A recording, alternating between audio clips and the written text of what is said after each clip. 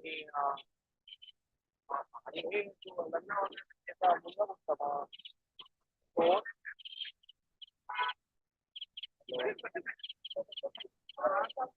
विनायक तोपर्यंत म्यूट.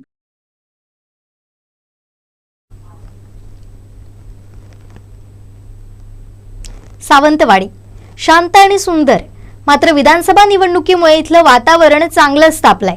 सारांचं लक्ष या विधानसभा मतदारसंघाकडे लागलंय. 3 वेळा आमदार आणि आता शालेय शिक्षण मंत्रीपद भूषवणारे, चौथ्या वेळी निवडणुकीच्या रिंगणात उतरणारे दीपक केसरकर यांच्या विरोधात सारेच अशी परिस्थिती निर्माण झाली आहे.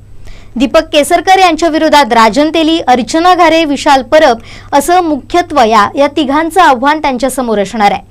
चौरंगी लढत होतीये. पक्ष बदल, बंडखोरी, आरोप प्रत्यारोप यामुळे इथं हाय व्होल्टेज लढत होणार आहे. आता या सगळ्याचा काय परिणाम होतो, ही निवडणूक कशी वेगळी ठरली आहे, हे जात आपण जाणून घेणार आहोत आजच्या खास भागात. मात्र आपल्या सोबत आहेत दैनिक कोकणचे संपादक संदीप देसाई सर. सर, आपलं मनपूर्वक स्वागत. त्याचबरोबर सावंतवाडीचे करस्पॉन्डंट विनायक गावस आणि वेंगुर्ले करस्पॉन्डंट दीपेश परब, तुम्हा दोघांचंही स्वागत. आता आपण यांच्याशी बोलणारच आहोत, पण सुरुवातीला पाहूयात या मतदारसंघात कसे दिवाळीनंतरही फुटतायत आरोप प्रत्यारोपांचे फटाके.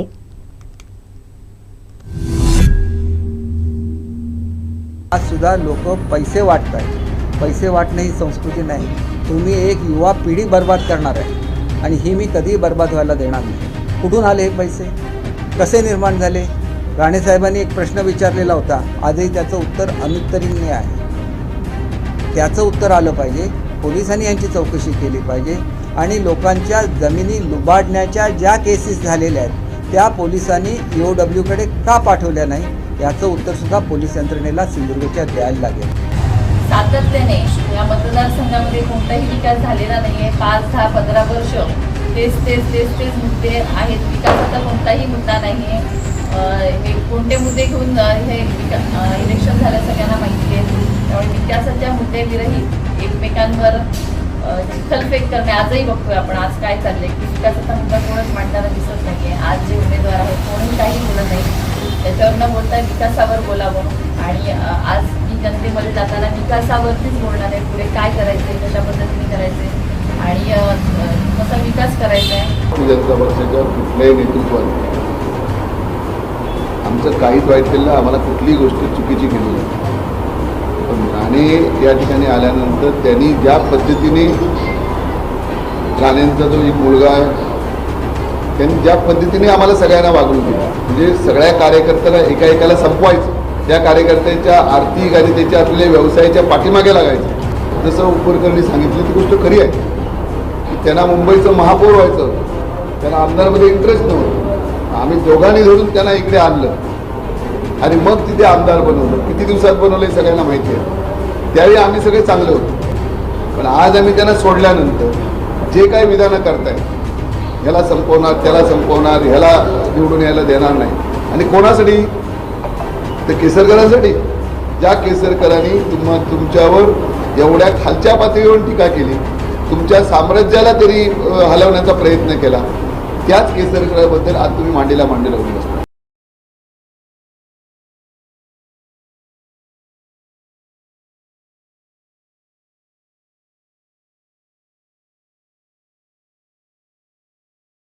ते कसे होणार आहेत हे आपल्या समोर हळूहळू उलगडत जाणारच आहे. मी आता सुरुवातीला जाते ते म्हणजे सावंतवाडी करस्पॉन्डंट विनायक गावस यांच्याकडे. विनायक, आपण पाहतोय सावंतवाडी विधानसभा मतदारसंघातून 6 उमेदवार उभे आहेत, मात्र लढत होणार आहे ती मुख्यतः 4 जणांमध्ये. अर्थात आताचे आमदार शालेय शिक्षण मंत्री दीपक केसरकर, अर्चना घारे, राजन तेली आणि विशाल परब यांच्यामध्येच. मात्र सध्या जर परिस्थिती पाहिली तर दीपक केसरकर विरोधात सारेच असं चित्र दिसतंय. सध्या काय सुरू आहे आपल्या मतदारसंघात? नक्कीच तू जसं म्हटलंस तसं या मतदारसंघामध्ये 4 अपक्ष आहेत आणि 2 उमेदवार हे महायुती आणि महाआघाडीचे आहेत. यामध्ये प्रामुख्याने बघितलं गेलं तर महायुतीकडनं दीपक केसरकर हे शिवसेनेचे उमेदवार आहेत.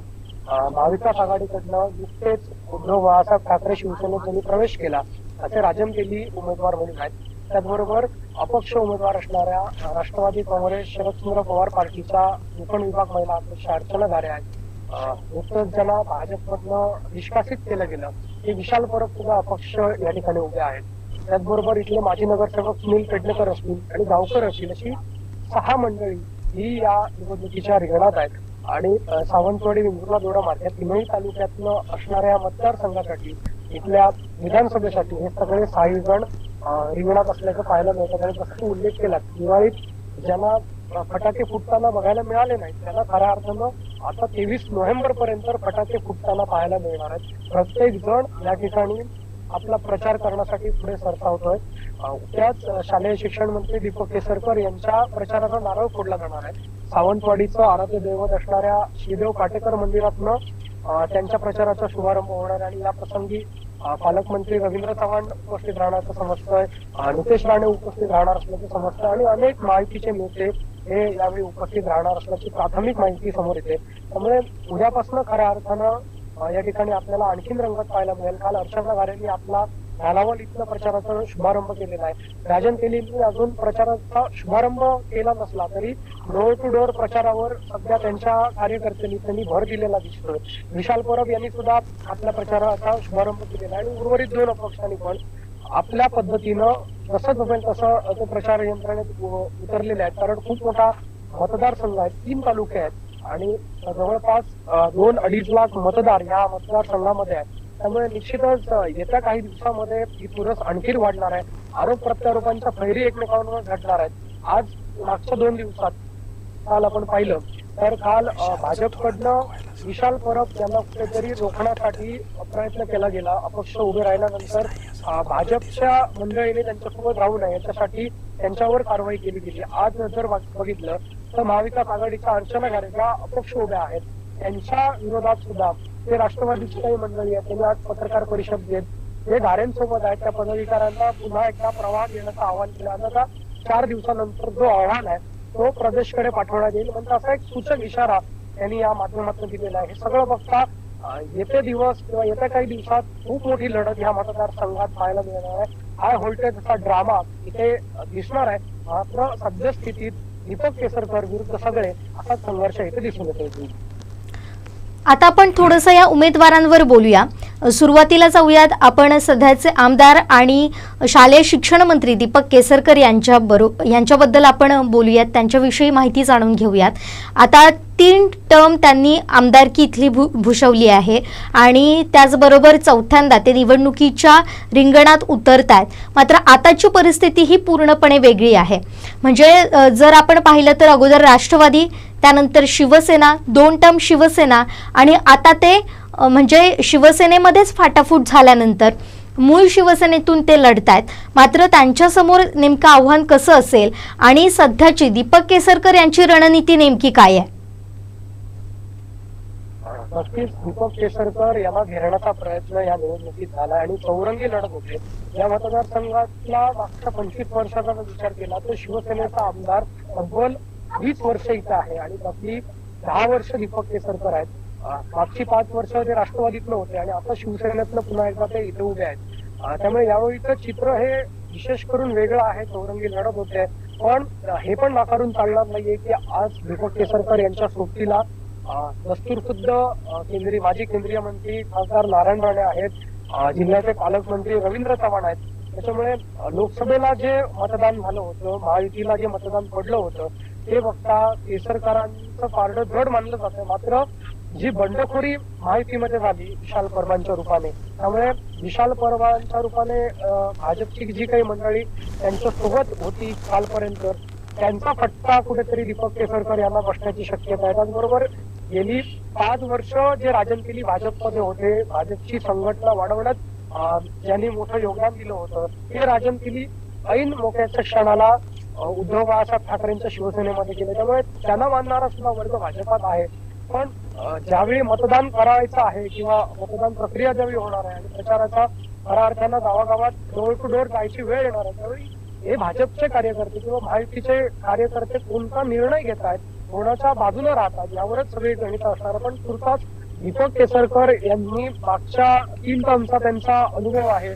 या मतदारसंघात असं म्हटलं जायचं की जो आमदार 2 टर्म निवडून येतो तो 3ऱ्यांदा निवडून येत नाही. मात्र दीपक केसरकरांनी हॅट्रिक करून दाखवली, तो इतिहास रचून दाखवला आणि आता ते 4थ्यांदा या रणांगणात उतरलेले आहेत आणि विजयाचा दावा देखील ते करतायत. त्यांच्यासाठी सगळीच मंडळी, मग महेश सारंग असतील, संजू परब असतील, सावंतवाडी संस्थांचे युवराज लखनराजे भोसले असतील, ही भाजपात दिग्गज मंडळी सुद्धा किंवा शिवसेनेत आता संजू परब, ही सगळीच मंडळी आपल्याला पाहायला मिळतात. शिवसेनेचे जिल्हा प्रमुख अशोक दळवी असतील, जे इथले आहेत, ते कुठे प्रयत्न करताना दिसतात. सावंतवाडी, वेंगुर्ला आणि दोडामार्ग या तीनही तालुक्यातले दोन्हीही पक्षांचे तालुका प्रमुख जे आहेत ते जोमाने काम करताना दिसतात. प्रत्येक कार्यकर्ता आज बाहेर पडताना दिसतो. उद्याच सगळ्या माजी नगरसेवक असतील, माजी जिल्हा परिषदचे सदस्य असतील, माजी पंचायत समिती सदस्य असतील, या सगळ्यांचीच बैठक स्वतः रवींद्र चव्हाण घेणार असल्याची माहिती मिळते. त्यामुळे भाजपात कुठेतरी केसरकरांबरोबर विरुद्धची जी नाराजी होती ती उघडपणे प्रत्येक जण बोलून दाखवत होता. ती नाराजी दूर करण्यात कुठेतरी नारायण राणे असतील, रवींद्र चव्हाण असतील, हे कितपत यशस्वी होतात यावर सर्व गोष्टी अवलंबून असणार आहे. मात्र आजच्या क्षणाला मागच्या लोकसभेचा विचार करता किमान 85,000 मतं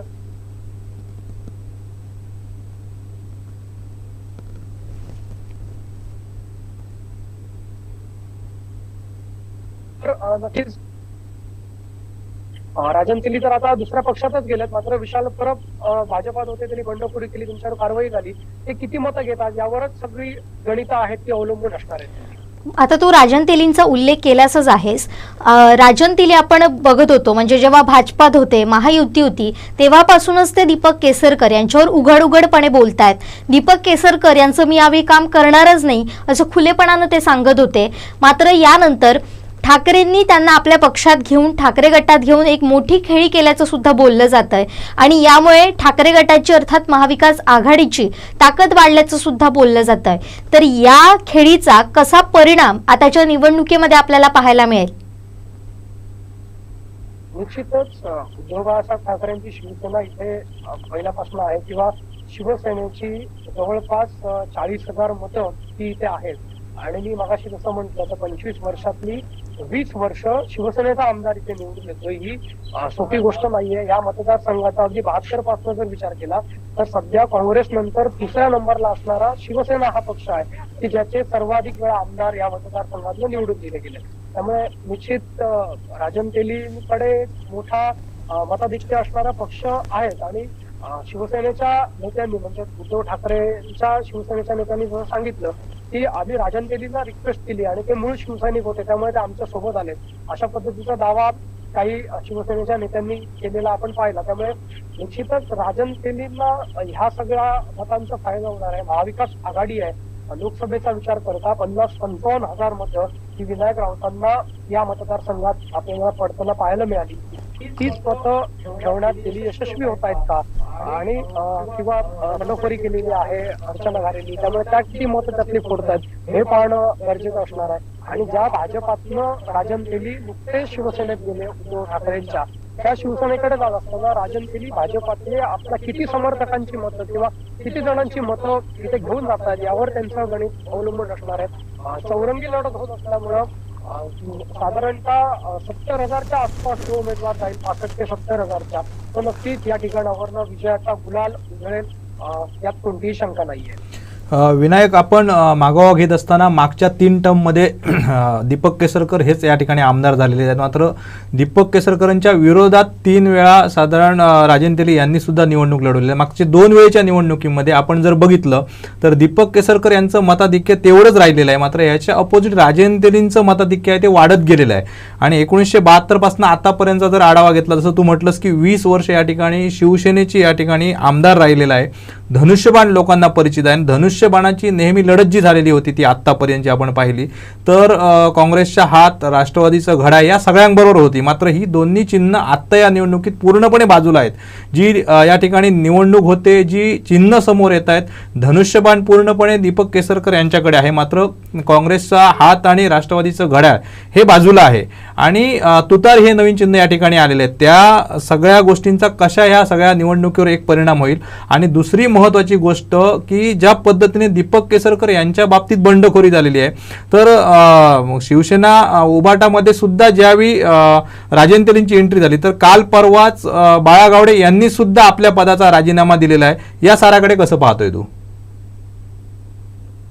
निश्चितच शिवसेनेची ताकद या मतदारसंघात आहे, यात कोणत्याही हिंमत नाहीये. आणि केसरकरांवर राजन तेली अगदी भाजपत असल्यापासून टीका करत आहेत. मागच्या 3 टर्मचा जर केसरकरांचा विचार केला तर केसरकर साधारण 65 ते 70 हजारच्या दरम्यान राहिलेले आहेत. 70,000 पर्यंतचे मतं त्यांनी या मतदारसंघातनं मागच्या 3 टर्म मध्ये घेतलेली आपल्याला पाहायला मिळतात. एकदा राष्ट्रवादीतनं आणि 2दा शिवसेनेतनं. त्यामुळे तो विचार पण करावा लागेल. आणि तेलींचं म्हटलं तर तेलींनी जी पहिली निवडणूक या ठिकाणावरनं लढवली ती भाजपातनं लढवली होती आणि त्यावेळी तेलींना साधारण तेली 2 नंबरचे उमेदवार होते मताधिक्य घेणारे. आणि त्यावेळी भाजप म्हणून त्यांना पडलेली ही मतं होती किंवा महायुती सुद्धा होती आणि त्यात भाजप आणि शिवसेना असे राहिल्यामुळे थोडस इथे मतांची विभागणी झाली होती. पण नंतरच्या काळात बघितलं किंवा मागच्या 2019ला बघितलं तर राजन तेलींचं मताधिक्य आपल्याला वाढलेलं बघायला मिळालं. याचं कारण म्हणजे राजन तेलींसोबत भाजप होती, त्याचबरोबर नारायण राणे होते आणि अख्खं गोव्याचं मंत्रिमंडळ हे राजन तेलींसाठी सावंतवाडी मतदारसंघात उतरलेलं होतं. पण यावेळीची परिस्थिती बरोबर उलटी आहे. दीपक केसरकर यांच्यासोबत नारायण राणे आहेत, भाजप आहेत, आता रवींद्र चव्हाण आहेत आणि अद्याप गोव्याचं मंत्रिमंडळ इथे आलेलं नाही. मात्र गोव्याचे मुख्यमंत्री प्रमोद सावंत हे या प्रचार यंत्रणेत सावंतवाडीत किंवा सिंधुदुर्ग जिल्ह्यात येणार असल्याची माहिती मिळते. त्यामुळे निश्चित यावेळी परिस्थिती उलटी आहे, सगळी गणितं बदललेली आहेत. त्यामुळे एकदा किंवा तोटा हा तेलींना होतो की काय होतं हे आपल्याला निकालाच्या वेळी पाहायला मिळेल. पण जो निष्ठावंत शिवसैनिक होता तो मात्र राजन तेलींच्या एंट्रीनं नाराज झालाय हे यातनं स्पष्ट होतंय. कारण बाळा गावडे हे काँग्रेसचे जिल्हाध्यक्ष होते आणि ज्यावेळी शिवसेना फुटली त्यावेळी एक जुने शिवसैनिक म्हणून ते पुन्हा एकदा उद्धव ठाकरेंच्या शिवसेनेत गेले, मशाल हाती घेतली आणि निष्ठेनं काम करत होते. त्यांच्यासोबत इथले तालुका प्रमुख रुपेश राव होते, दोडामार्गचे ज्यांनी तालुका प्रमुख म्हणून काम केलं होतं किंवा उपजिल्हा प्रमुख म्हणून जे सध्या काम करतात ते बाबूराव धुरी हे सुद्धा जोमानं काम करत होते. आपले शैलेश परब अशी अनेक मंडळी ही शिवसेनेतनं सुद्धा ही निष्ठावंत मंडळी आहे ती काम करत होती. इथनं आमदारकीचं तिकीट त्यांना मिळेल याचा प्रयत्न ती होती. मात्र अगदी शेवटच्या क्षणी राजकीय गणितं बदलली आणि निष्ठावंतांना डावललं गेलं. हीच परिस्थिती राष्ट्रवादीत सुद्धा पाहायला मिळाली. गेली 7-8 वर्षाच्या अर्चना झाले इथे काम करतायत. राष्ट्रवादीकडनं दावा केला जात होता की ही सीट सावंतवाडीला सुटणार, मात्र तिथे परिस्थिती बदललेली आपल्याला पाहायला मिळाली. हे सगळं बघता जे निष्ठावंत आहेत ते नाराज असल्याचं बोललं जातंय किंवा बाळा गावडेंचा राजीनामा हे त्याला एक अधिकृत दावा हे करणारी किंवा अधिकृतपणे सांगणारा एक राजीनामा त्यांचा म्हणायला हरकत नाही की निष्ठावंत हे नाराज आहेत.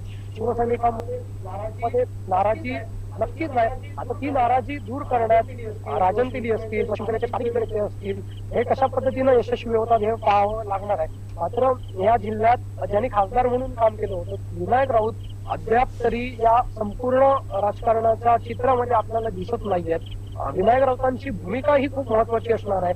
हे निष्ठावंत शिवसैनिक आहेत ते विनायक राऊत यांना मानणारे आहेत, वैभव नाईक यांना मानणारे आहेत. त्यामुळे या निष्ठावंत शिवसैनिकांची नाराजी दूर करण्यासाठी कशा पद्धतीनं प्रयत्न होतात त्यावर पण सगळी गणितं अवलंबून असणार आहे. आजच्या क्षणाला नक्की सांगता येत नाही की कोण विजयी होईल, पण तगडी फाईट आहे. 4 जण म्हणजे चौरंगी लढत होत असल्यामुळं खूप मोठी सगळ्यांचं लक्ष ह्या मतदारसंघाकडे लागून राहिलेलं आहे. आणि महाराष्ट्रातला एक शेवटचा मतदारसंघ, एक सीमेवर असणारा हा मतदारसंघ आणि तळ कोकणातला एक हाय व्होल्टेज ड्रामा जिथे सुरू आहे असा एक मतदारसंघ. कारण महाविकास आघाडी असेल किंवा महायुती असेल दोन्ही आघाडी युत्यांमध्ये बंडखोरीचा शाप हा दोघांनाही लागलेला आहे. त्यामुळे ही बंडखोरी कोणाच्या फायद्याची ठरते आणि कोणाच्या नुकसानीची ठरते हे मात्र निकालाच्या नंतर स्पष्ट होणार आहे. विनायक, मी तुझ्याकडे पुन्हा एकदा येणार आहे. या बंडखोरीवर आपण बोलणार आहोत. जसं ठाकरे गटात बंडखोरी झाली तशीच ती राष्ट्रवादीत सुद्धा झालेली आहे आणि आजच्याच दिवसात एक महत्त्वाची घडामोड, महत्त्वाची अपडेट घडलेली आहे ती म्हणजे अर्चना खारे यांच्या संदर्भात. त्याबद्दल आपण बोलणार आहोत. मात्र सुरुवातीला आपण जाऊया वेंगुर्ला करस्पॉन्डंट दीपेश परब यांच्याकडे. दीपेशजी, उद्याचा दिवस फार महत्त्वाचा ठरणार आहे दीपक केसरकर यांच्यासाठी, कारण दीपक केसरकर यांच्यासाठी उद्या वेंगुर्ल्यात रवींद्र चव्हाण जे आपले पालकमंत्री आहेत, सार्वजनिक बांधकाम मंत्री आहेत आणि त्याचबरोबर नितेश राणे सुद्धा येणार आहेत. आणि यानंतर जसं मगाशी विनायकने म्हटलंय की एक नाराजी आहे भाजपमध्ये ती दूर करण्यामध्ये या दोघांना काय यश येणार आहे ते सुद्धा आपल्याला पाहायचं आहे. मात्र उद्याच्या दिवसात नेमकं काय घडतंय वेंगुर्ल्यात याबद्दल काय सांगाल?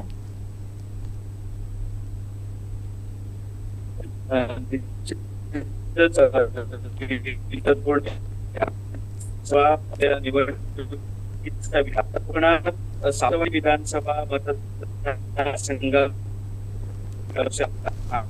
आणि संपूर्णपणे सभेचा विचार केला तर सध्या महायुतीचे उमेदवार उमेदवार त्याचप्रमाणे 2 प्रामुख्याने आहे ती पाहायला मिळाली. पक्ष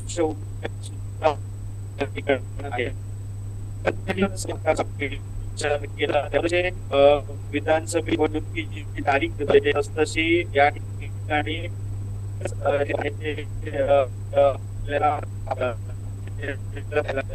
महायुती आघाडी असून बैठका सुरू आहेत, महत्त्वाच्या बैठका सुरू आहेत. मित्र पक्ष जे महायुतीचे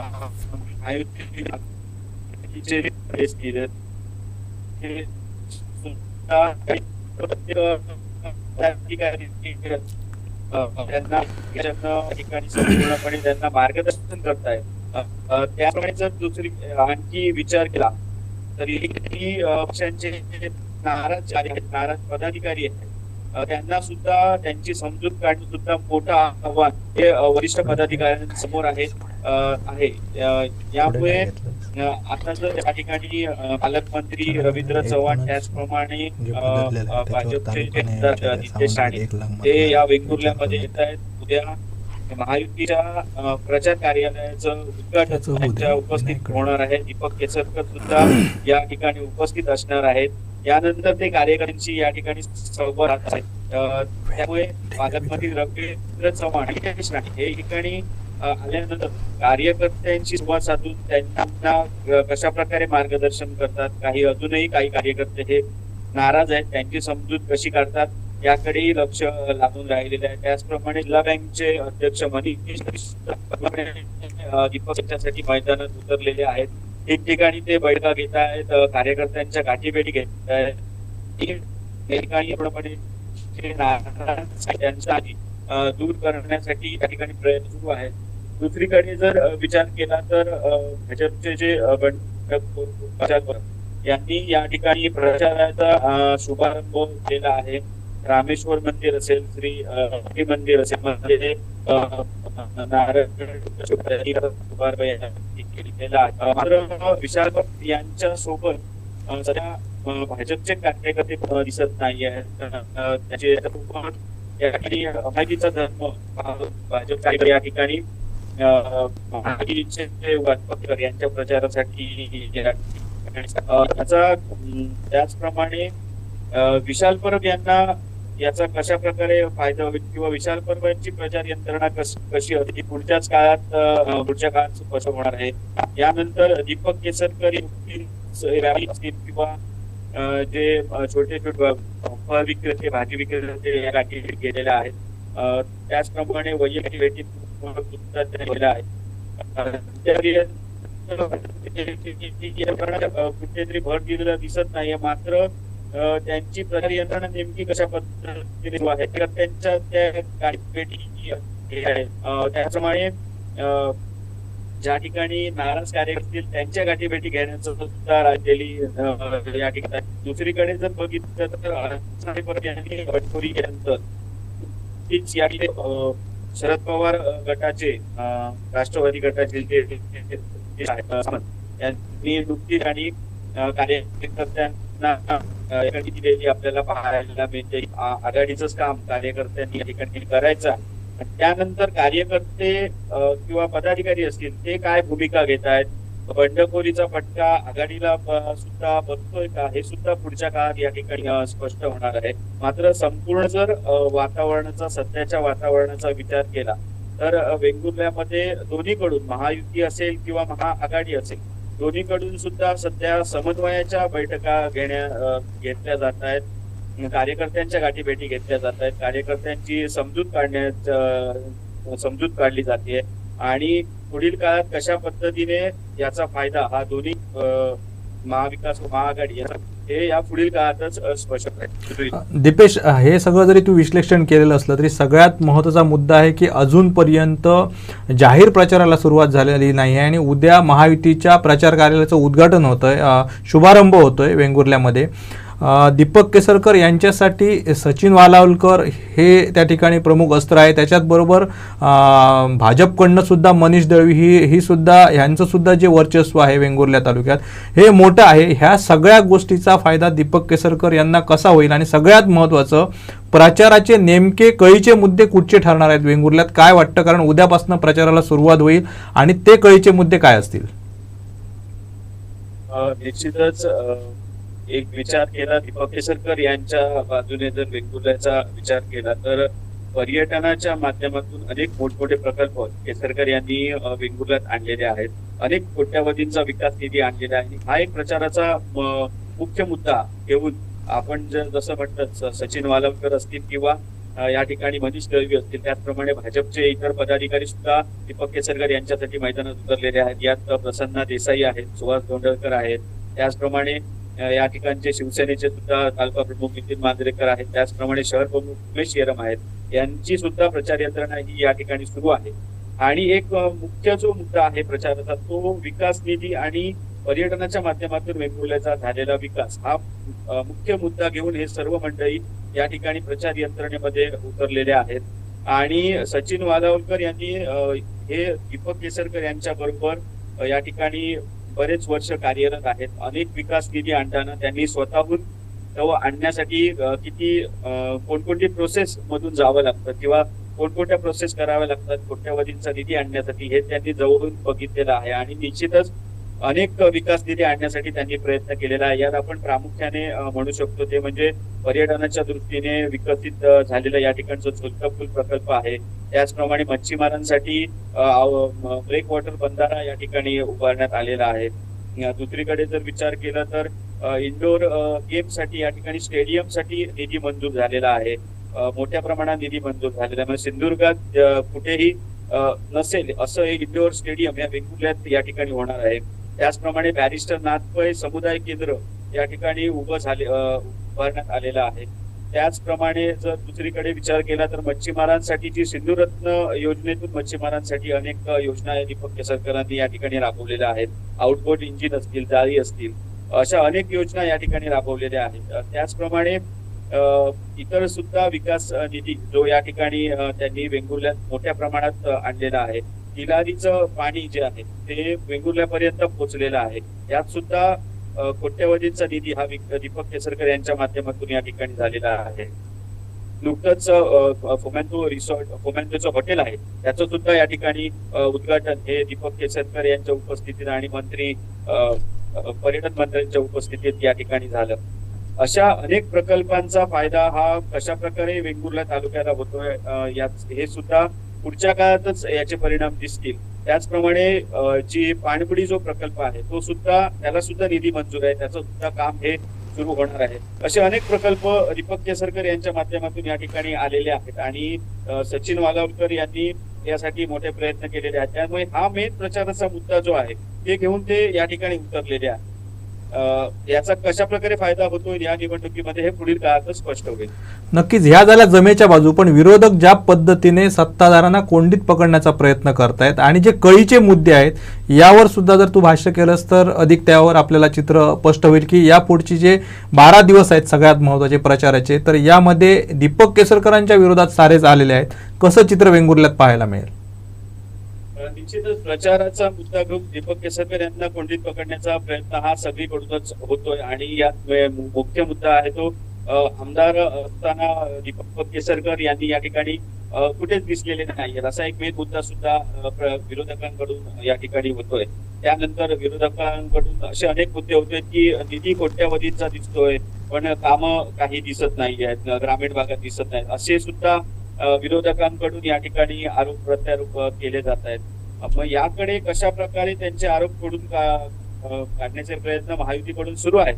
मात्र या ठिकाणी जर एकंदरीत विचार केला तर विरोधकांकडून सर्व बाजूने दीपक केसरकर यांना कोंडीत पकडण्याचा प्रयत्न हा सुरू आहे आणि याला प्रत्युत्तर सुद्धा महायुतीकडून देण्यात येत आहे. प्रचार यंत्रणेमध्ये जे युवक असतील किंवा पदाधिकारी जे असतील ते या ठिकाणी बैठका घेत आहेत आणि त्या बैठकांमध्ये सुद्धा मार्गदर्शन करतायत किंवा अद्यापपर्यंत वेंगुर्ल्यामध्ये अशा प्रकारे कोणी वेंगुर्ल्यामध्ये सभा घेऊन किंवा या ठिकाणी पत्रकार परिषद असतील अशा घेऊन कोणी आरोप प्रत्यारोपांचे अद्यापपर्यंत सुरू झालेलं नाहीये. अद्यापर्यंत राजन तेली हे मैदानात अद्यापपर्यंत दिसत नाहीयेत. मात्र त्यांची प्रचार यंत्रणा ही गावागावात सुरू आहे. प्रचार यंत्रणेमार्फत डोअर टू डोअर प्रचार करणं किंवा काही नाराज कार्यकर्त्यांच्या भेटी घेणं, अनेक जे जुने कार्यकर्ते असतील त्यांच्या भेटी घेणं हे राजन तेली कडून सुरू आहे. त्यामुळे अद्यापपर्यंत आरोप प्रत्यारोपांचा कोणत्याही प्रकार या ठिकाणी वेंगुर्ल्यात दिसत नाहीये. प्रत्येकाकडून प्रत्येक उमेदवाराकडून आपली प्रचार यंत्रणा ही गावागावात राबवण्यावर भर दिला जातोय. नक्कीच दिपेशजी, आपण या संदर्भात अधिक बोलणारच आहोत, मात्र आता इथंच थांबूयात. मी आता येते आमचे सावंतवाडी करस्पॉन्डंट विनायक गावस यांच्याकडे. विनायक, मगाशी जसं मी म्हणत होती की जसं ठाकरे गटात बंडखोरी झाली तशीच ती राष्ट्रवादीत म्हणजे शरद पवार गटात सुद्धा झालेली आहे आणि त्यातलंच एक मोठं नाव म्हणजे अर्थात अर्चना घारे. गेल्या कित्येक वर्षांपासून त्या काम करत आहेत. 2019मध्ये त्या थांबल्या, तिथं बबन साळगावकर यांना संधी मिळाली. मात्र यावर्षी म्हणजे या मध्ये ते पूर्णपणे तयारीनिशी काम करत होत्या. संघटना वाढीसाठी त्यांचा मोठा प्रयत्न आपल्याला पाहायला मिळत होता.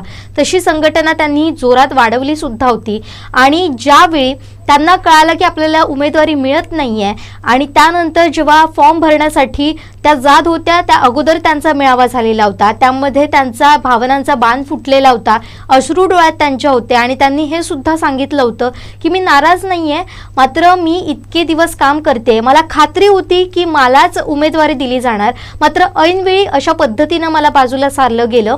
ह्याचं शल्य त्यांच्या मनात कुठेतरी होतं. पण आता जेव्हा अर्चना घारे यांना बाजूला केलं गेलं तर या सगळ्याचा परिणाम महाविकास आघाडीवर कसा होऊ शकतो? महाविकास आघाडीचे अधिकृत उमेदवार असलेले राजन तेली यांचा प्रचार कशा पद्धतीनं होणार आहे आणि त्यावर या सगळ्याचा परिणाम कसा होणार आहे? आणि दुसरंच म्हणजे आजच त्यांचे जिल्हाध्यक्ष अमित सामंत यांनी थेट सांगितलं होतं की जे अर्चना घारेंबरोबर आहेत त्यांनी पुन्हा एकदा मुख्य प्रवाहात यावं, आम्ही त्यांना घेऊ, 4 दिवसांची त्यांना मुदत देतोय. तर हे जे अर्चना घारेंबरोबर आहेत त्यांचे शिलेदार आहेत ते त्यांची साथ सोडत महाविकास आघाडी देतील का आणि महाविकास आघाडीचा धर्म ते पाळतील का? निश्चितच स्वतः जिल्हाध्यक्ष असणारे शरदचंद्र पवार राष्ट्रवादीचे अमित सामंतांनी जसं म्हटलं की अर्चना घारे जर आपल्यासोबत आल्या नाही तर आपलं नुकसान होणार असं त्यांनी स्वतःच्या पत्रकार परिषदेमध्ये जाहीररित्या बोलून दाखवलं. आणि विशेष म्हणजे संघटना वाढवण्यात, कारण दीपक केसरकर यांनी जेव्हा राष्ट्रवादी सोडली त्यानंतर सावंतवाडी मतदारसंघातली राष्ट्रवादी ही संपुष्टात आली असं चित्र होतं. आणि ज्यावेळी अर्चना घारे इथे आल्या त्यानंतर पुन्हा एकदा राष्ट्रवादी उभारी घेताना पाहायला मिळाली. त्यांनी संघटना बांधणी केली होती. मागच्या वेळी बबन साळगावकर हे यांना अचानकपणे उमेदवारी जाहीर झाल्यामुळे त्यांचं तिकीट कापलं गेलं होतं. मात्र काही 2-2.5 वर्ष का त्यावेळी इथे मतदारसंघामध्ये आल्या होत्या आणि कार्यरत होत्या. मात्र यावेळी चित्र वेगळं होतं. गेली 5 वर्ष त्या सलग इथे कार्यरत होत्या. अगदी राष्ट्रवादीच्या नेत्यांकडनं सुद्धा सांगितलं जात होतं जाहीरपणे की हा मतदारसंघ राष्ट्रवादीला दिसणार आहे, राष्ट्रवादीला मिळणार आहे, कारण काँग्रेस राष्ट्रवादीची ताकद सुद्धा या मतदारसंघामध्ये मोठी आहे. आणि सुट्टीला शिवसेना उद्धव बाळासाहेब ठाकरेंचा गट असल्यामुळे किंवा ती शिवसेना असल्यामुळे निश्चितच महाविकास आघाडीला ही जागा राष्ट्रवादीकडे येईल अशी आशा होती आणि शेवटपर्यंत तसं चित्र होतं. मात्र अगदी शेवटच्या क्षणाला मग राष्ट्रवादीतले निष्ठावंत असतील किंवा शिवसेनेतले निष्ठावंत असतील हे बाजूला राहिले गेले आणि आयात उमेदवार म्हणून राजन तेली यांना शिवसेनेकडनं आमंत्रण दिलं गेलं आणि ते शिवसेनेत आले.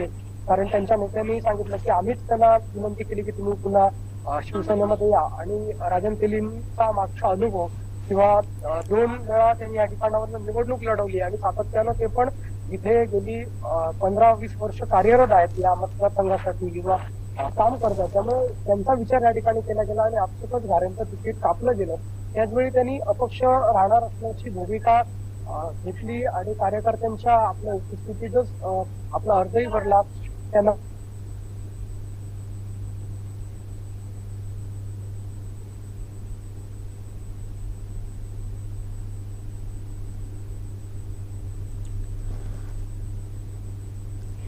विनायक यांचा आवाज काही तांत्रिक कारणामुळे आपल्या जवळ येत नाहीये, मात्र पुन्हा एकदा त्यांच्याशी आपण हा बोल विनायक. मागच्या 7 वर्षात पाहिलं तर अर्चना गारेंनी ग्रामीण भागात मोठा संपर्क आपला ठेवलाय. विशेषतः महिलांमध्ये त्या आपल्याला जाताना पाहायला मिळाला. त्यामुळे त्यांना मानणारा एक वर्ग हा आपल्या मतदारसंघामध्ये आहे किंवा मागच्या अनेक निवडणुकांमध्ये दीपक केसरकर यांच्या समोर एक सक्षम पर्याय हा कोण नाही असंही काही राजकीय विश्लेषक बोलत होते. मात्र अर्चना गारेंच्या रूपाने एक तो पर्याय आपल्याला मिळालाय असं काही राजकीय विश्लेषकांचं म्हणणं आहे. आणि हे सगळं बघता निश्चितच त्या बंडखोरी करतायत किंवा त्या आता रिंगणात आहेत. त्यामुळे महाविकास आघाडीला त्यांना पडणारी मतं हा निश्चित फटका देणारी असतील, यात कोणतीही शंका नाही. आणि जरी महाविकास आघाडीकडनं किंवा आज जिल्हाध्यक्षांनी इथलं स्थानिक पदाधिकाऱ्यांबद्दल वक्तव्य केलं, जरी अर्चना गारेंबद्दलच्या कारवाईबद्दल आम्ही विचारलं, कारण काल विशाल परवांवर हकालपट्टीची कारवाई झाली, त्यांचं 6 वर्षासाठी भाजपमधून निलंबन करण्यात आलं.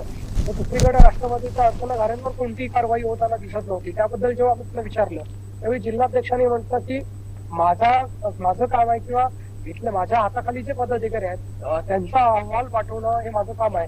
अर्चना गारेंबद्दलचा जो काही निर्णय असतील तो प्रदेशवरनं घेतला जाईल, प्रदेश त्याबद्दलचा निर्णय घेईल अशा पद्धतीनं सांगितलं गेलं. त्यामुळे निश्चितच अर्चना गारेंबद्दल एक जी मतदारसंघामध्ये किंवा त्यांच्या पक्षामध्ये सुद्धा एक वेगळी लाट आहे, एक भावना त्यांच्याविषयी जी वेगळी आहे. आणि हे सगळं आपल्याला त्या अर्ज भरताना दिसून आलं होतं किंवा गावागावात आजही त्या प्रचार करताना त्यांना मोठा प्रतिसाद हा महिला युवा वर्गाकडनं मिळतो हे पण दिसतंय. त्यामुळे निश्चित अर्चना गारे महाविकास आघाडीला कुठेतरी त्यांच्या या बंडखोरीमुळे फटका देतील त्यात कोणतीही शंका नाहीये. विनायक, आपण बंडखोरीवर बोलतोय अर्चना घारे परब यांच्या, पण सगळ्यात महत्त्वाचं जर आपण महिनाभरापूर्वीच्या चित्रात मागे जर गेलो तर आपण पाहू शकतो की अगदी महिनाभरापूर्वी स्वतः राष्ट्रवादीचे प्रदेशाध्यक्ष जयंत पाटील आणि अमोल कोल्हे यांची मोठी जाहीर सभा सावंतवाडीत झाली होती आणि त्यावेळी राष्ट्रवादीकडनं उमेदवार म्हणून अर्चना घारे परब यांनाच लॉन्च करण्याचा मोठा एक प्रयत्न झालेला होता.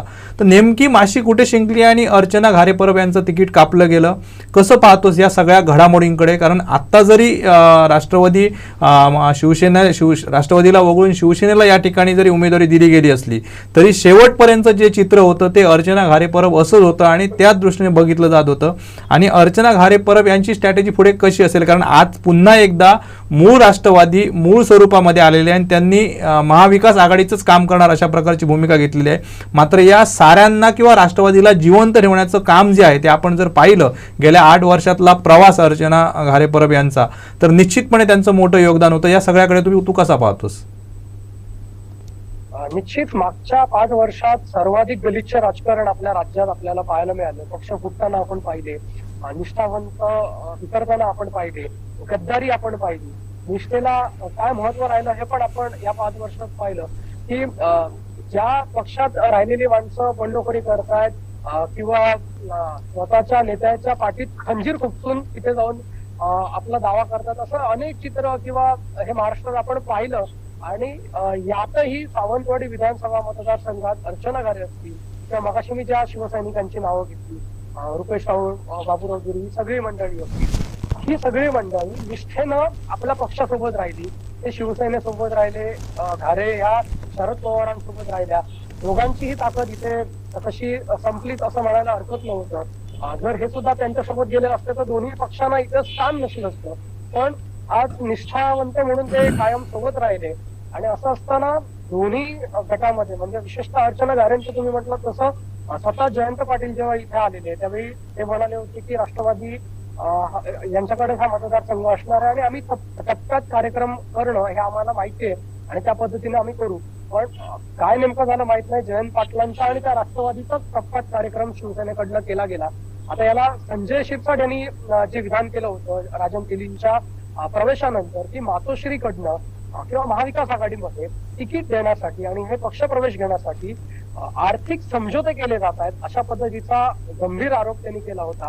आणि कदाचित तसाच आर्थिक समझोता जर महाविकास आघाडीत घडला असेल तर इथल्या निष्ठावंतांना डावलून राजन तेलींना ऑफर देण्याची वेळ ही ठाकरेंच्या शिवसेनेकडे आल्याचं म्हणायला हरकत नाही. कारण तसा आरोप सुद्धा स्वतः संजय शिरसाट यांनी केलेला आहे. आम्ही सुद्धा ह्या बाबतीत ज्या ज्यावेळी इथल्या काही नेत्यांना विचारलं किंवा शिवसेनेच्या पदाधिकाऱ्यांना विचारलं त्यावेळी याबाबत त्यांनी इन्कार केलाय. मात्र शेवटच्या क्षणापर्यंत अर्चना घारेंचं नाव पुढे होतं. हा मतदारसंघ राष्ट्रवादीला सुटेल अशी चित्र होती.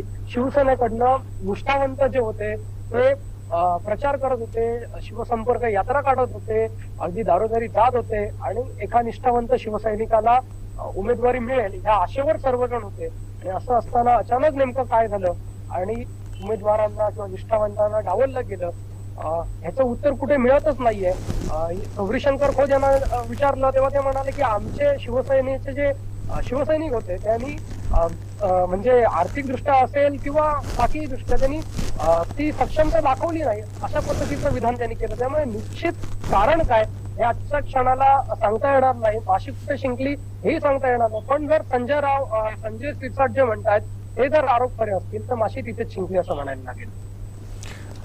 नक्कीच विनायक, आणखी एक सगळ्यात महत्त्वाचा प्रश्न, कारण सावंतवाडी विधानसभा मतदारसंघामध्ये 3 तालुके येतात, दोडामार्ग, वेंगुर्ला आणि सावंतवाडी. मात्र या सगळ्या परिस्थितीमध्ये आपण बघितलं तर सावंतवाडी तालुका हाच या आमदार ठरवण्यामागे किंगमेकर असतो. कारण जवळपास 1 लाख मतदार जे आहेत ते या सावंतवाडी तालुक्यामध्ये आहेत. सावंतवाडीचं तू स्वतः प्रतिनिधित्व करतोयस आणि एकूणच जर हा सगळा माहोल बघितलास, कारण मागचा 1 महिना आणि आता उमेदवारी दाखल केल्यानंतरचा आठवडा, कारण दीपक केसरकर आणि राजन तेली जरी राजन तेलींच्या प्रवेशापूर्वी महायुतीमध्ये एकत्र असले तरी राजन तेलींनी कधीच दीपक केसरकर यांना स्वीकारलं नाही. आपण पाहिलं सुरुवातीपासून राजन तेलींच्या टार्गेटवर दीपक केसरकर होते.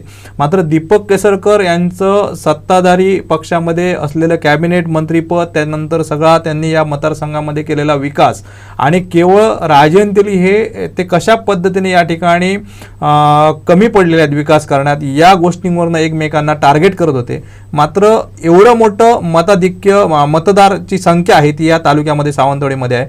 आणि गेल्या 8 दिवसाचं जर आपण चित्र बघितलं तर ज्या पद्धतीने मीडियासमोर येऊन राजन तेली अटॅक करत होते दीपक केसरकर यांच्यावर, हा अटॅक आपल्याला कुठेतरी कमी दिसतोय. काय नेमकं ह्याच्या मागचं कारण असेल आणि सावंतवाडी किंगमेकर जी ठरणार आहे या सगळ्या मतदानामध्ये, तर लोकसभेमध्ये झालेलं सावंतवाडीतनं मतदान आणि आत्ताच्या विधानसभेमध्ये होणारं मतदान कसं चित्र आहे? निश्चित सावंतवाडी किंगमेकरच्या भूमिकेत नेहमीच राहिलेली दिसते. कारण या मतदारसंघात सावंतवाडीच्या राजघराण्यानं सुद्धा प्रतिनिधित्व केलेलं आहे आणि विशेषतः जे आमदार झाले तर मतं जे आहेत ते सावंतवाडी तालुक्यात जास्त प्रमाणात आपल्याला पाहायला मिळतात. किंवा दोडामार्ग आणि सावंतवाडी हा एकच तालुका होता, मागच्या 25 वर्षात वेगळा तालुका या ठिकाणी झाला. त्यामुळे ही सगळी गणितं बघता आजच्या क्षणाला मतदार राजा कोणाला स्वीकारतो हे पाहणं खूप महत्वाचं ठरणार आहे. दीपक केसरकर गेली 3 टर्म म्हणजे जवळपास 15 वर्ष या ठिकाणावरनं आमदार आहेत आणि राज्यमंत्री असतील, कॅबिनेट मंत्री असतील अशी पदं सुद्धा त्यांनी भूषवलेली आहेत. इथल्या अनेक विकास कामांमध्ये त्यांचं योगदान आहे. दुसरीकडे बघितलं तर राजन तेली सुद्धा मागची 15 वर्ष इथनं प्रयत्न करतायत. मागच्या 2 टर्मला ते निवडणुकीत उभे सुद्धा होते. दोन्ही वेळा त्यांना या ठिकाणी जनतेनं नाकारलं. मात्र त्यांच्या मतधिक्यामध्ये वाढ आपल्याला मागच्या 2019ला पाहायला मिळाली, जरी राजकीय चित्र वेगळं असलं तरी. त्यामुळे हे सगळं बघता आरोप प्रत्यारोप होत आहेत. प्रत्येक जण आपल्या एकमेकांवर आरोप करतायत. विरोधकांकडनं केसरकरांवर आरोप होत आहेत की केसरकरांनी 15 वर्षात कोणताही विकास काम केलेलं नाही किंवा कोणत्या गोष्टी ते करू शकलेल्या नाही असं ते सांगतात. केसरकर पुराव्यानिशी ते सांगतात की इतकी म्हणजे जवळपास 2500 कोटींची विकास कामं आपण 5 वर्षात केल्याचा दावा केसरकर करतायत. किंवा अगदी मग जमिनींचे प्रश्न असतील, मनी लॉन्ड्रिंगचे प्रश्न असतील, अगदी एकमेकांवर झालेले गुन्हे दाखल असतील किंवा अनेक दहशतवादाचे मुद्दे असतील, विविध मुद्दे आज या सगळ्या निवडणुकीच्या पार्श्वभूमीवर पुन्हा एकदा जे आपल्याला मागच्या 5-10 वर्षात ऐकायला मिळत होते ते पुन्हा एकदा या आपल्याला निवडणुकीच्या निमित्तानं ऐकायला येतात. एकमेकांवर राजकीय चिखलफेक जी आहे ती प्रतिस्पर्धी उमेदवारांकडनं होताना आपल्याला दिसते. त्यामुळे हे सगळं अगदी शेवटच्या क्षणापर्यंत प्रचाराच्या तोफा थंडवत नाही तोपर्यंत होणार आहे. पण एक राजकीय संस्कृती जी सावंतवाडीने जपली आहे हीच सगळेच उमेदवार म्हणजे जी शाही उमेदवार जपताना पाहायला मिळत आहेत. अगदी टोकाचे आरोप एकमेकांवर करत असले तरी सामाजिक ठिकाणी किंवा सार्वजनिक ठिकाणी जेव्हा ते वावरत असताना जे भान राखलं पाहिजे की ही सगळीच मंडळी भान राखतायत. टीका जरी टोकाची होत असली तरी त्यात कुठेही ते आपला तोल जाऊ देत नाही. सद्यस्थितीत तरी असं चित्र सावंतवाडीत पाहायला मिळतं. येणाऱ्या काळात नेमकं काय होईल हे सांगता येत नाही. पण ह्या 6 जणांच्या लढतीमध्ये अपक्षांच्या हाती खूप मोठा म्हणजे काय म्हणतात ते निर्णायक ठरणार आहेत. अपक्ष ठरवणार आहेत की इथला आमदार कोण होणार आहे, कोणाच्या गळ्यात ही माळ घालायची, हे अपक्षांच्या हाती विशिष्ट असणार आहेत. आणि या 2 अपक्ष हे महायुती आणि महाआघाडीतले बंडखोर आहेत. त्याच्यामुळे या अपक्षांचा फटका कोणाला बसतो याच्यावरच कोण आमदार इथला होणार आहे, कोणाला त्याचा फटका बसणार आहे आणि कोणाला या सगळ्या गोष्टी स्पष्ट होतील. पण आजच्या क्षणाला बघितलं तर सगळ्याच जणांनी अगदी प्रचाराला सुरुवात केलेली आहे. प्रत्येक जण विश्वास व्यक्त करतोय की सावंतवाडीची जनता आम्हाला निवडून देईल. अगदी सावंतवाडी, वेंगुर्ला, दोडामार्ग ह्या 3ही तालुक्यात बघितलं तर 3ही तालुक्यात प्रत्येक पक्षाचे विविध नेते आहेत. म्हणजे मगाशी मी काही जणांच्या नावांचा उल्लेख सुद्धा केला. अगदी महाविकास आघाडी आणि महायुती दोन्ही ह्या पक्षांची किंवा दोन्ही आघाडी युतीमधले जे नेते आहेत ते आपल्या उमेदवाराला विजयी करण्यासाठी आज एकसंघ झालेले आहेत. काही जे मतभेद होते, हेवेदावे होते, हे आज बाजूला ठेवून युतीचा किंवा महाविकास आघाडीचा उमेदवार विजयी व्हावा त्याच्यासाठी नेते मंडळी आता लक्ष घालतायत. कार्यकर्त्यांची मनधरणी करतायत. जे नाराज आहेत त्यांना पुन्हा एकदा आपल्या प्रवाहात ओढण्याचा प्रयत्न करतायत.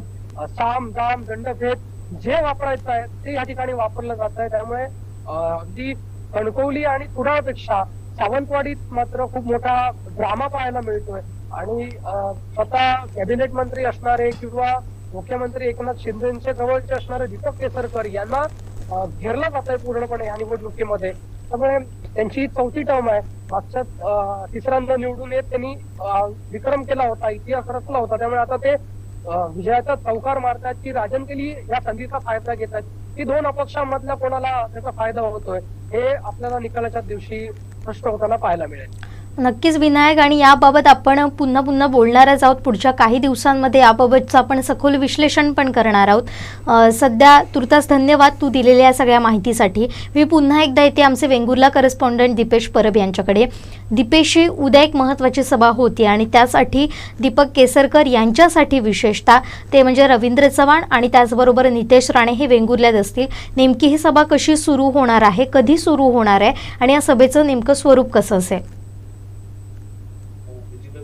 एक विचार केला तर उद्या महायुतीच्या प्रचार कार्यालयाचं उद्घाटन होत आहे आणि यासाठी रवींद्र चव्हाण आणि आमदार नितेश राणे हे वेंगुर्ल्यामध्ये येत आहेत. त्यांच्यासोबत उमेदवार जे आहेत महायुतीचे दीपक केसरकर ते सुद्धा आहेत. एकंदरीत जर विचार केला तर रवींद्र चव्हाण उमेदवारी दीपक केसरकर यांना जाहीर झाल्यानंतर रवींद्र चव्हाण प्रथमच वेंगुर्ल्यात येत आहेत. प्रथमच रवींद्र चव्हाण हे पदाधिकारी असतील किंवा कार्यकर्ते असतील यांच्याशी संवाद साधणार आहेत. नेमकं ते या संवादामध्ये काय बोलणार आहेत, कशा प्रकारे पदाधिकाऱ्यांना ऊर्जा देण्याचं काम त्यांच्याकडून होणार आहे हे पाहणं सुद्धा औत्सुकतेचं ठरणार आहे. कारण नारायण राणे यांचे जे या ठिकाणचे प्रमुख पदाधिकारी आहेत म्हणजे त्यात जर बघितलं तर मनीष दळवी या ठिकाणी मैदानात उतरलेले आहेत, ते ठिकठिकाणी जात आहेत. मात्र रवींद्र चव्हाण या ठिकाणी आल्यानंतर कशा प्रकारे वातावरण बदलतील आणि कशा प्रकारे कार्यकर्त्यांमध्ये एक उत्साह निर्माण होईल किंवा कशा प्रकारे कार्यकर्ते काम करतील हे या ठिकाणीची उद्याची जी बैठक आहे किंवा उद्याचा जो कार्यक्रम आहे तो झाल्यानंतरच हे स्पष्ट होणार आहे. तर दीपेश, या सगळ्या घडामोडींकडे तुम्ही असंच लक्ष ठेवून राहा. या संदर्भातले प्रत्येक अपडेट आम्ही तुमच्याकडून जाणून घेत राहणार आहोत. या सभेत काय घडतं याकडे सगळ्यांचं लक्ष आहे आणि या सभेनंतरच खरं तर वेंगुर्ल्यातली भाजपा कशा पद्धतीनं दीपक केसरकर यांच्यासाठी ॲक्टिव्ह होते हे सुद्धा आपल्याला पाहणं महत्त्वाचं ठरणार आहे. तर आता इथंच थांबतोय. तुम्ही जी माहिती दिलात त्याबद्दल आपले मनपूर्वक आभार. सर, मी तुमच्याकडे येते पुन्हा एकदा. आपण आपल्या दोन्ही रिपोर्टरकडून जाणून घेतलं की कशी परिस्थिती इथं होती, आता काय आहे आणि पुढे काय निर्माण होणार आहे. कारण आरोप प्रत्यारोप तर सुरूच झालेले आहेत.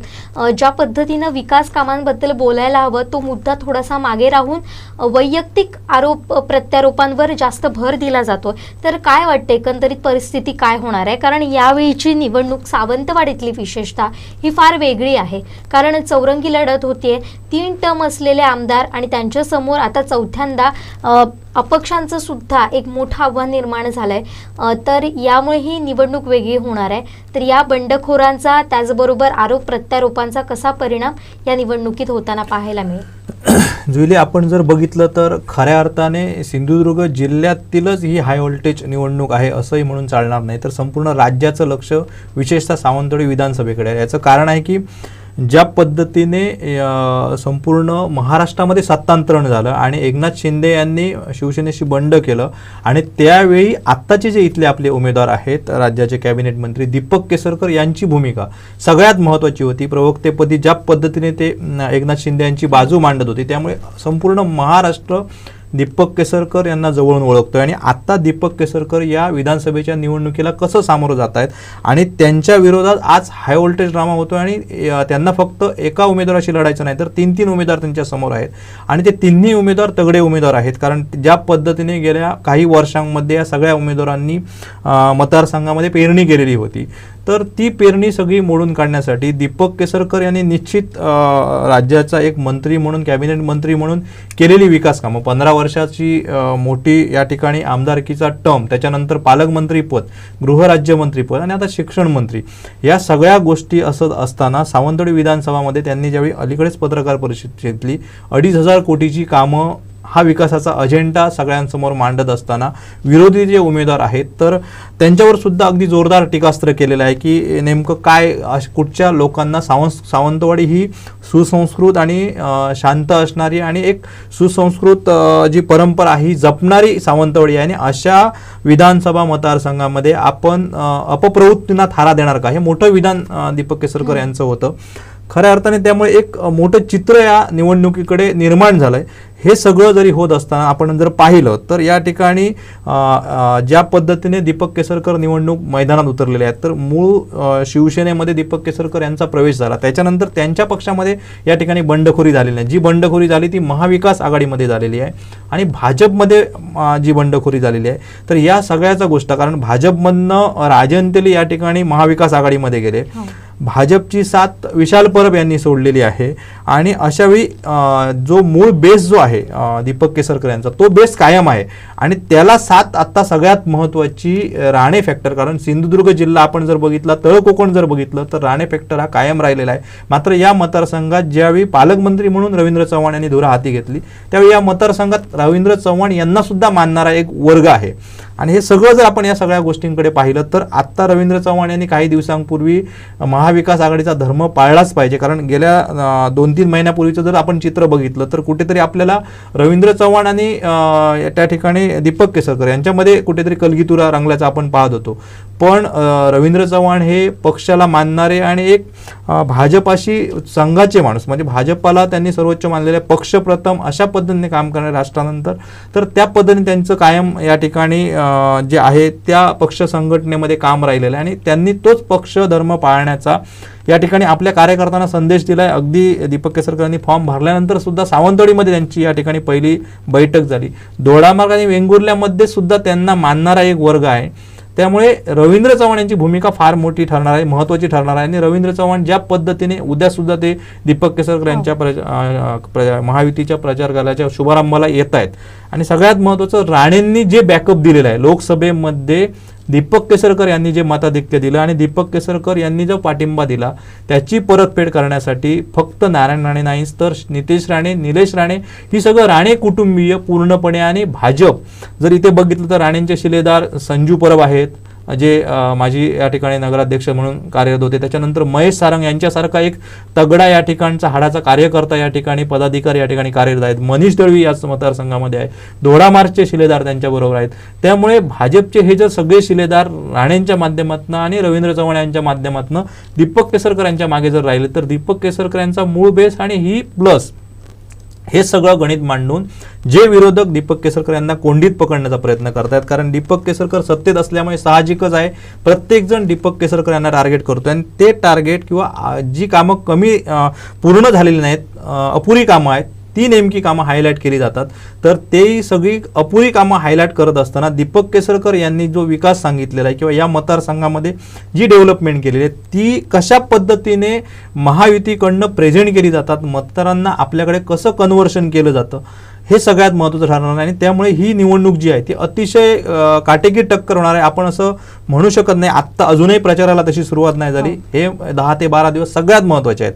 त्याच्यामुळे कशा पद्धतीने ही संपूर्ण रणनीती ठरते, आरोप प्रत्यारोप कसे होतात, प्रचाराचे मुद्दे कोणते येत आहेत आणि अपक्ष, कारण जसं विनायकने म्हटलं, खरं तर इथल्या आमदार म्हणजे 13वे आमदार या ठिकाणी कोण होणार हा सगळ्यात महत्त्वाचा विषय आहे. कारण 1972 पासून हा विधानसभा मतदारसंघ अस्तित्वात आला. आत्ता 2.25 लाख मतदार या ठिकाणी आहेत. सगळ्यात जास्त मतदार आहेत ते सावंतवाडीमध्ये आहेत आणि सावंतवाडी हे होमपिच आहेत दीपक केसरकर यांचं. त्याचबरोबर संजू परब यांची नगराध्यक्षपदाची कारकीर्द, ते दोघे एकत्र आलेले आहेत. त्यामुळे होमपिचवर ज्या पद्धतीने दीपक केसरकर आघाडी मिळवतील ते सगळ्यात सोपं जाणार आहे. मात्र हे तगडं आव्हान जे आहे, कारण राजन तेली सुरुवातीपासून या मैदानात आहेत, गेली 3 निवडणुका त्यांनी लढवलेल्या आहेत, त्यामुळे त्यांच्याकडे तो अनुभव आहे. राणेंसोबत काम केलेला आहे, तो सुद्धा एक अनुभव आहे. त्याच्यामुळे दीपक केसरकर यांना ही सहज सोपी निवडणूक नाहीत. मात्र ही जर साथ ज्या पद्धतीने आपण बघतोय, नारायण राणे आणि रवींद्र चव्हाण आणि भाजप ही साथ मिळाली तर मला वाटतं हे अपक्षांना टक्कर देऊ शकतात. मात्र निश्चित विजयाची दोरी जी आहे ती अपक्षांकडे राहणार आहे, असं आत्ताच्या परिस्थितीत आपण म्हणू शकतो. नक्की सर, तुम्ही जसं सांगितलं की राणे फॅक्टर हा महत्त्वाचाच असतो प्रत्येक निवडणुकीमध्ये, आणि लोकसभेत ज्या पद्धतीनं केसरकर यांनी राणेंचं काम केलं होतं त्यावेळी निलेश राणे असतील, नितेश राणे हे म्हणालेत की परतफेड करण्याची वेळ आलेली आहे, त्यामुळे त्यांची साथ तर महत्त्वाची ठरणारच आहे. शिवाय रवींद्र चव्हाण यांचं नाव विसरून तर आपल्याला चालणार नाहीच आहे. मात्र आता राजन तेली भाजपमधून गेलेले आहेत.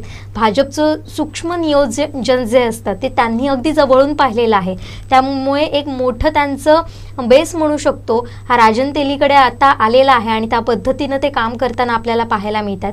शिवाय गेल्या वेळची जी प्रेस आलेली होती अगदी 1 नोव्हेंबरला दिवाळीच्या पार्श्वभूमीवर, तर ती सुद्धा महत्त्वाची ठरणार आहे. अशा पद्धतीनं राजन तेलींना आता ठाकरेंची साथ मिळालेली आहे, त्यामुळे तोही महत्त्वाचा मुद्दा असेलच. पण मात्र हे बंडखोर आता काय करणार आहेत, कशा पद्धतीनं प्रचार हातात घेणार आहेत ते सुद्धा पाहणं महत्त्वाचं ठरणार आहे. सावंतवाडीच्या राजघराण्याची सुद्धा जुईली महत्त्वाची भूमिका आहे आणि युवराज लखमराजे हे पूर्णपणे आता आपण जर बघितलं तर महायुतीचा धर्म पाळून मैदानात उतरलेले आहेत, त्यामुळे ते सुद्धा त्यांची सुद्धा एक भूमिका याच्यामध्ये लक्षवेधी राहील पूर्ण निवडणुकीमध्ये. आता काय होणार आहे ते हळूहळू आपल्या समोर येणारच आहे, स्पष्ट होणार आहे.